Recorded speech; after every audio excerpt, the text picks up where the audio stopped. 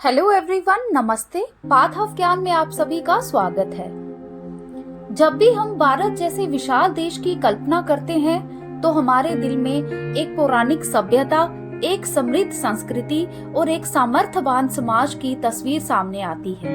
लेकिन जब हम ग्राउंड लेवल की ओर नजर दौड़ाते हैं तो हमारी कल्पना को एक जबरदस्त ठेस पहुंचती है।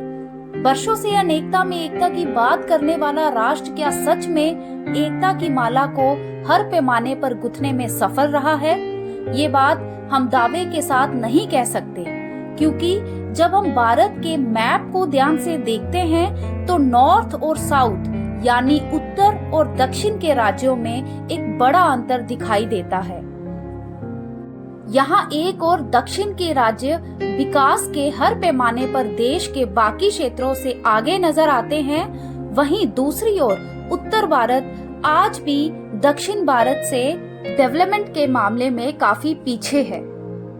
विशेषज्ञों की माने तो केरल और पौंडुचेरी जैसे राज्यों का स्वास्थ्य ढांचा और शिक्षा प्रणाली ईस्ट यूरोप के कुछ देशों को टक्कर दे रहा है। वहीं बिहार, उत्तर प्रदेश, पश्चिम बंगाल और राजस्थान जैसे राज्य आज भी तरक्की के बुनियादों सवालों जैसे स्वास्थ्य, शिक्षा, बिजली, स्वच्छ जल आदि का उत्तर ढूंढ रहे हैं। हालांकि ऐसा नहीं है कि दक्षिण के राज्यों में कमियां नहीं हैं, लेकिन उत्तर की तुलना में जिस तरह तमिलनाडु, कर्नाटक और केरल जैसे राज्यों ने तरक्की की है वे काफी सराहनीय हैं।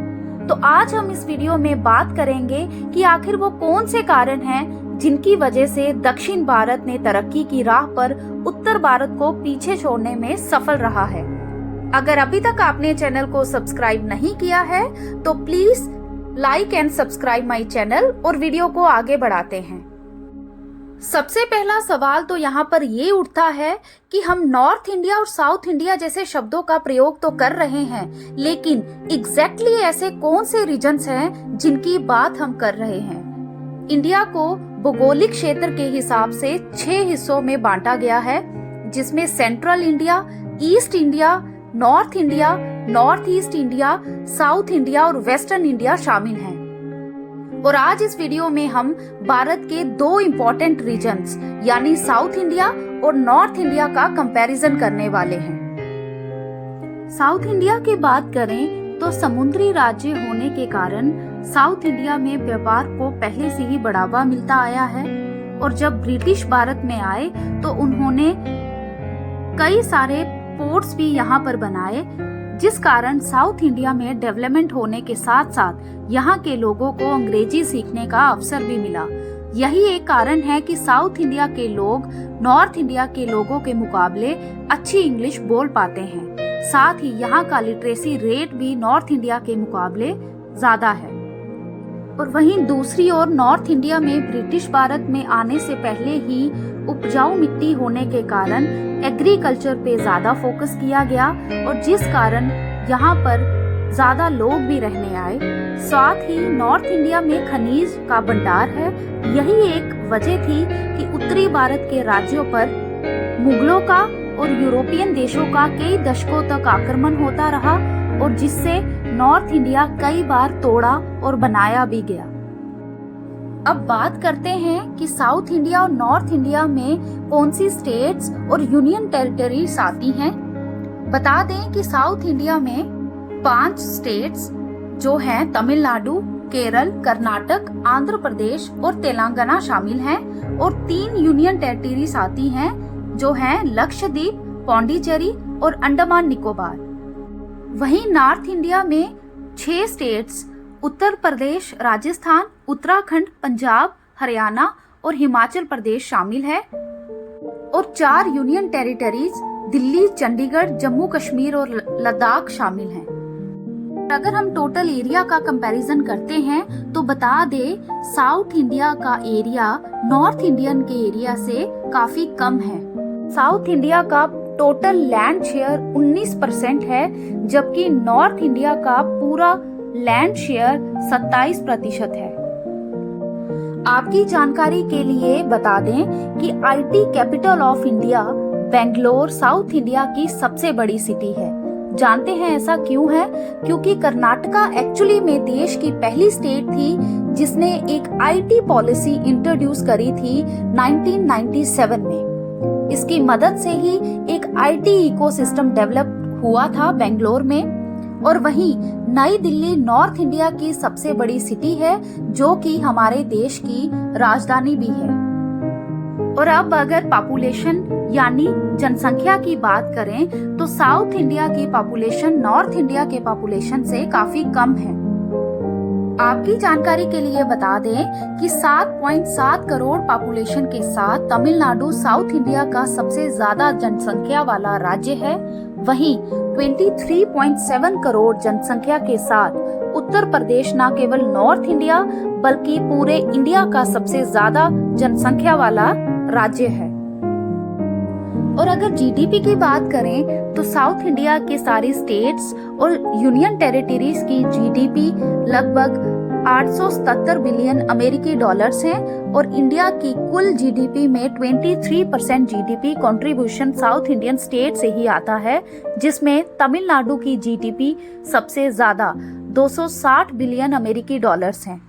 वहीं नॉर्थ इंडिया के पूरी स्टेट्स और यूनियन टेरिटरीज की जीडीपी 796.5 बिलियन अमेरिकी डॉलर्स हैं और इंडिया के कुल जीडीपी में 19% GDP contribution north Indian state से आता है, जिसमें उत्तर प्रदेश की जीडीपी सबसे ज्यादा लगभग 250 बिलियन अमेरिकी डॉलर्स है। और अब कुछ खाने पीने की बात करते हैं। साउथ इंडिया में आपको मसाला dosa, idli, vada sambar, pongal, Hyderabadi biryani, appam, puttu, rasam, rice, pazhampori, uttapam, rice with fish curry और पुलीहोरा खाने को मिल सकता है। वहीं नॉर्थ इंडिया में आपको chole bhature, tandoori chicken, butter chicken, chicken दम बिरयानी, आलू पराठा, दाल बाटी, दाल मखनी, कढ़ाई पनीर, राजमा चावल, सरसों का साग, कड़ी चावल, मलाई कोफ्ता और अलग अलग स्ट्रीट चाट खाने को मिल सकते हैं। भाषाओं की बात करें तो साउथ इंडिया में 4 प्रमुख भाषाएं तेलुगु, तमिल, कन्नड़ और मलयालम सबसे ज्यादा बोली जाती है। इसके अलावा इंग्लिश, उर्दू, तुलु और कोंकणी बोलने वाले भी यहाँ पर पाए जाते हैं। वहीं नॉर्थ इंडिया में हिंदी सबसे ज्यादा बोली जाती है। हिंदी के अलावा यहाँ पर पंजाबी, उर्दू, हरियाणवी, इंग्लिश, कश्मीरी, डोगरी, भोजपुरी और मारवाड़ी बोलने वाले लोग भी यहाँ पर रहते हैं। लिटरेसी रेट यानी साक्षरता दर की बात करें तो south Indian states north Indian state से काफी आगे हैं। timesnownews.com में हुए एक सर्वे के अनुसार साउथ इंडिया का लिटरेसी रेट 83.5% के आसपास है और वहीं नॉर्थ इंडिया का लिटरेसी रेट 77.5% है। पॉवर्टी रेट यानी गरीबी दर की बात करें तो पूरे साउथ इंडिया का गरीबी दर 17.4% है और वहीं नॉर्थ इंडिया का गरीबी दर 32% है। मतलब 32% नॉर्थ इंडिया के लोग गरीबी रेखा से नीचे हैं। इलेक्ट्रिफिकेशन यानी विद्युतीकरण की बात करें तो साउथ इंडिया में लगभग 90% घरों में बिजली की सुविधा मौजूद है और वहीं नॉर्थ इंडिया में केवल 60% घरों में ही अभी तक बिजली की सुविधा मुहैया करवाई गई है। ऊपर किए गए कंपैरिजन का ऑब्वियसली ये मतलब नहीं है कि साउथ इंडिया नॉर्थ इंडियन के कंपैरेटिवली बहुत आगे है। साउथ इंडिया हो या नॉर्थ इंडिया हो, है तो इंडिया का ही पार्ट। इंडिया में ही बहुत सारी प्रॉब्लम्स है जो पूरे देश में देखने को मिल रही हैं। हम सबको साथ मिलकर इन सारी प्रॉब्लम्स का समाधान करना होगा। आप सभी ने अक्सर देखा होगा कि नॉर्थ इंडियंस और साउथ इंडियन अक्सर एक दूसरे का मजाक बनाते हैं, स्टीरियोटाइप्स बनाने लगते हैं। नॉर्थ इंडियन साउथ इंडियंस का मजाक बनाते हैं उनके स्किन कलर को लेकर।